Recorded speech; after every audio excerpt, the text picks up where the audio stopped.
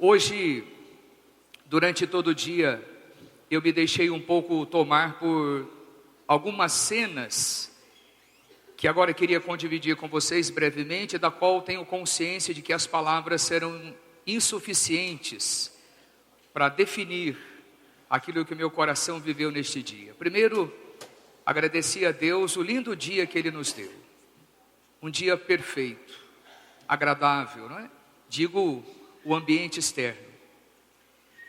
Depois algumas cenas de pessoas que logo às 8 horas da manhã já estavam aqui, muitos, como todos os anos, trazendo uma alegria muito grande, que é o momento de fazer aí a organização desse tradicional caminho que Jesus vai passar. Famílias, algumas pessoas já com uma certa idade, né? E a gente sabe que trabalhar no chão não é muito fácil depois que a gente atinge os 25 anos, né? Jovens famílias, pessoas que iam se achegando e se achegando à paróquia Sagrada Família, jovens, adolescentes, muitas crianças que estavam ali vibrando, né? Pequenos, como diz o Fiorinho, catatauzinhos, que vinham alegrinho mostrando a mão toda suja para dizer que estou trabalhando, né? E aí ficava eu viajando um pouco na minha espiritualidade, né? Talvez o que essa criança possa imaginar, né? O que ela esteja fazendo de tão grandioso, e respondendo a uma linda cena que o Evangelho sempre nos fala do próprio Jesus: quem se fizer como uma criança dessa, ou em outro momento, deixai vir a mim as crianças. Esse é o Deus que nos surpreende, minha gente. É o Deus que neste dia, também na reflexão desta palavra, fui recordando lá no tempo da história, que nós estudamos a história do povo antigo de Israel, para a gente poder entender um pouco os costumes deles, né? E era tão interessante essa prática da aliança. Deus sempre foi fiel, desde que Ele nos deu a lei, Ele quis estar conosco, Deus sempre nos defendeu, Deus sempre acompanhou o seu povo. E uma forma que o povo tinha de responder a essa aliança era exatamente esse gesto sacrificial. Eles pegavam lá um animal, matavam este animal e tomavam o sangue deste animal. A gente deve imaginar, nossa, que coisa esquisita, né? Talvez não naquele tempo. Me lembro que quando a minha mãe matava a galinha lá em casa, ela deixava ela de ponta cabeça, enchia a cabeça de sangue, e a gente depois cozinhava aquilo e comia, mas era bom demais. Acho que só eu e o Fiorinho sabemos o que é isso. Que gente chique não come cabeça de galinha, muito mais com sangue, não é? Mas era uma forma que, ao tomar o sangue daquele animal, eles estavam pedindo para eles a vitalidade daquele animal, a força daquele animal. Veja a simbologia de beber o sangue do animal. Mas o que agradava a Deus não era o sacrifício do animal. Evidentemente, como é que nós temos um Deus que é criador da vida e se alegra porque a gente mate um animal? Não. O que era o verdadeiro sacrifício de Deus? Era o gesto da vida daquela pessoa, ela se comprometendo com a aliança. Por isso que nós vamos entender que o maior gesto sacrificial de Cristo não era o desejo do Pai que Ele morresse de maneira cruenta, mas era o gesto da sua entrega no projeto do Pai. E é isso que Deus quer de nós. Então, quando nós nos aproximamos da Eucaristia, quando nós tomamos o seu corpo e o seu sangue, e isso é muito importante a gente saber, não é? Quando você toma a partícula, o corpo de Cristo, você está comungando a totalidade de Cristo. Você não está comungando 50%. Ali está o corpo e o sangue.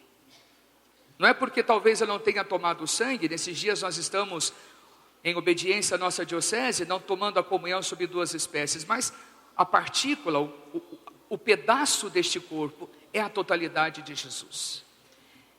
E aqueles irmãos que por uma condição humana diante da igreja não comungam, mas não deixam de viver a comunhão espiritual, participam deste sacrifício.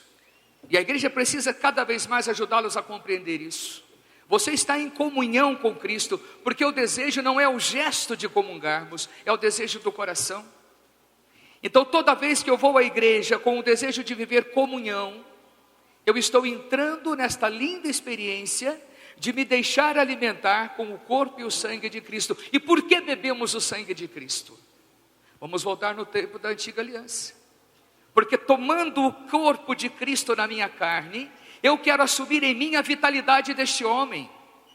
Quero eu ser Cristo na história do meu povo. Sacrosanto Concílio recorda isso para nós, no Vaticano II. Eu desejo ser Cristo na vida das pessoas. E é só por isso, minha gente, que a Eucaristia tem sentido de ser. Então a igreja tem essa responsabilidade muito grande de continuar anunciando o projeto da catequese. O que é a catequese? É esse anúncio do Evangelho de maneira cuidadosa, para que as pessoas compreendam o que nós estamos fazendo aqui. E nós temos consciência, quando a criança está fazendo a primeira comunhão, quando muitos adolescentes estão recebendo o Santo Crisma, talvez eles não compreendam isso. Mas não é a totalidade. Nós temos na história da igreja tantos testemunhos de crianças que compreenderam a profundidade do que era viver a Eucaristia. As nossas crianças que vêm à missa das 10 vão se recordar que durante todo o mês, do finalzinho de abril e maio, a Super Pink trabalhou de maneira tão bonita, no seu momento, a história de São Domingos Sávio. Esse menino, com 13 anos, deu esse testemunho. No dia da sua Eucaristia, ele viveu um tempo total de sacrifício, de jejum, e fez o seu propósito. Os meus amigos serão Jesus e Maria. Quem é que faz um propósito desse? Com o WhatsApp aí cheio de tanta gente, com as suas redes sociais, você vê, olha quantos amigos eu tenho. Amigo da onça. Quero morrer, mas jamais pecar. Talvez seja essa também, o Deus ter escutado esse apelo deste adolescente. Se você não quer pegar, meu filho, eu vou tratar de levar você logo para o céu. Morreu aí com seus quase 14 anos. Viveu.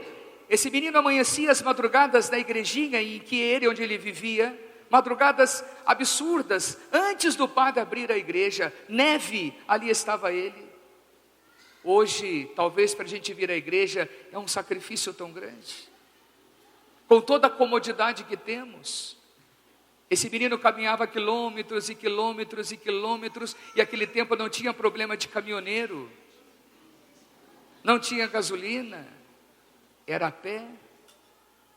Assim fez Madre Mazzarello, uma jovem camponesa que da sua janela, da sua casinha em Mornese, olhava a igreja, a sede do coração desta mulher, de ir ao encontro daquela igreja. Neste momento o padre está rezando, neste momento Cristo está sendo adorado.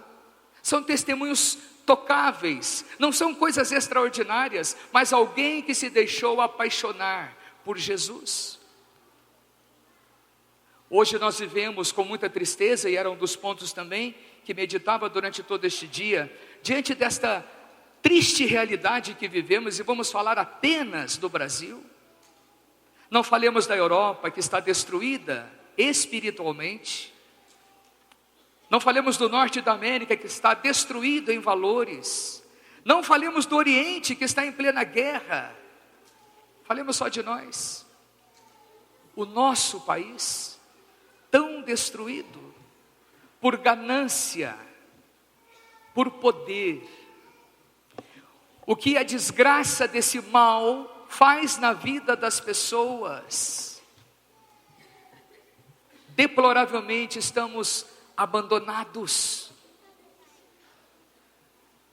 Mas não é o problema de lá, de cá, somos todos nós, minha gente. É triste perceber que estamos nos desvalorizando a passos largos. Não sei quem criou esse modo de ser importante na sociedade, mas você tem que ir, custe o que custar, a todo custo. Eu vejo, coitado dessas crianças desesperadas nesse tempo de vestibular. Você tem que passar, você tem que ir para as melhores escolas, você tem que conseguir o melhor lugar. Mas esquecemos do que é essencial. Estamos tão preocupados com os primeiros lugares, esquecendo da vida humana, Não existe mais um cuidado educacional dentro das nossas escolas? Aonde está o aprendizado mínimo da moral, do civismo, de uma sociologia, de uma filosofia? Não, isso não importa. Eu preciso de matemática, de português, de química, de física, porque é isso que vai entrar no vestibular. Quem criou essa lógica no país? De que eles precisam ser grandes homens e tão vazios da vida humana. Desculpe dizer, talvez por isso a gente esteja perdendo os adolescentes assim. Estão se matando, a vida está desgraçada. Mas nós não podemos mais falar de Deus, não é verdade? Escola não é ambiente para se falar de religião. Deus não pode estar mais presente nos meios. Eu não posso mais celebrar o dia da minha mãe nem do meu pai, porque ideologias não querem mais que eu celebre. Entendam o que eu estou dizendo, eu não sou contra isso ou aquilo, mas que é preciso haver respeito. Se eu não quero ter mãe, se eu não quero viver o casamento como manda a lei de Deus, alguém quer viver e alguém precisa ser respeitado. Precisamos. Eu vou continuar celebrando a minha mãe, vou continuar celebrando o meu pai. Se você não quer construir família, é a tua escolha, mas nós não podemos deixar morrer. E esse é o testemunho, minha gente, de ver uma igreja assim, porque o mundo já está destruindo todos esses valores. E sabe quem é que está ensinando isso? Nas nossas escolas e nas nossas universidades, aqueles que os adolescentes e jovens consideram heróis. Porque para eu destruir a família, destruir a religião, destruir o valor da moral, eu tenho que ter muita sabedoria. E eles estão se deixando vender por esses diálogos. Porque quem quer vender uma ideologia tem competência de falar tão mal. Digo isso porque tenho atendido adolescentes que estão com raiva da igreja, raiva de Deus. Padre, eu estou dizendo isso para você porque é isso que eu estou aprendendo na minha escola, na minha universidade. Tudo que eu aprendi dentro de casa foi balela. Eu hoje tenho vergonha de poder dizer que a minha mãe me ensinou essas coisas. Hoje eu estou aprendendo a viver. Minha gente, sabe que é para nós salesianos, mas para qualquer um, você escutar isso de um jovem: eu estou jogando no lixo o aprendizado do meu pai e da minha mãe, porque um desgraçado dentro da universidade falou coisas mais importantes. Resultado, o que está sobrando dessa sociedade? Gente se suicidando, famílias destruídas, nós estamos colhendo isso. Padre, onde nós vamos parar? Ter a coragem desse testemunho. Quanta gente, minha gente, hoje talvez esteja tirando sarro da gente. Não é à toa que muitos passam do lado dessa igreja, você viu bem no início da missa, buzinando alto, acelerando alto, uma forma de dizer: eu sou contra o que desculpe dizer, e falo por mim, esse bando de idiota está fazendo dentro da igreja. Não deixe que a sociedade, essa mesquinha sociedade, tire de você o valor da tua vida. O que vai levar você para o céu não são essas ideologias ocas, mentirosas, é isso aqui.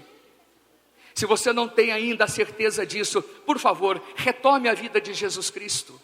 Esse homem morreu assim, foi ironizado, falaram muitas coisas contra ele, você sabe disso, mas ele tinha uma escolha: ou eu cedo e renuncio a Deus e vou então me entregar a essa lambança social, ou eu me manterei aqui, porque o céu é o lugar de pessoas assim, que não vão se deixar vender.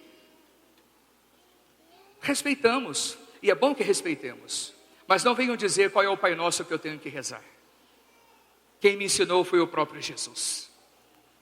E aqui, hoje, nessa festa que celebramos, é uma forma de mais do que tudo, minha gente, pedir essa graça para nós. Meu Jesus, eu te amo. E precisa ser um amor transformador. Se eu ainda não acordei para essa experiência, se eu ainda não acordei para esse sentido, me dê esta graça, só você pode me dar. E a nossa responsabilidade é essa. Hoje de manhã, enquanto caminhava pelos tapetes, encontrei tanta gente. Mas um jovem me chamou a atenção. um jovem que está chegando na nossa igreja. E ele me dizia: padre, eu estou gostando de tudo isso, eu nunca vi um negócio desse. E eu fui contando para ele o que é a história de Corpus Christi. Por que as pessoas fazem tapete? Por que fazer essas coisas? E eu percebi o coração dele vibrando com isso. Olha a responsabilidade que nós temos. Talvez a gente venha fazer porque é legal, vou fazer mais um ano que... Não, nós temos uma responsabilidade porque tem muita gente agora descobrindo essa fé que você tem. Então, se você vibra, é isso que nós precisamos, continuar levando Jesus a tantas pessoas. Esse é o sacrifício que nós queremos experimentar. Que hoje, ao adorar Jesus, que hoje ao comungar Jesus, quer no corpo, quer espiritualmente, você peça exatamente esta graça: Senhor, alimentando-me com a tua carne, eu quero me alimentar da tua vivacidade, da tua força, do teu testemunho, para que eu não tenha medo da cruz que a vida me propõe. Mas eu sei que essa cruz é necessária para eu chegar no caminho do céu. Sejamos adoradores, minha gente, assim. Muito mais do que joelhos no chão, deposite o seu coração em adoração. É a vida que mergulha no mistério eucarístico, para que a gente possa, sem medo, não condenar a sociedade. Em minuto algum quis condená-la, e nem posso.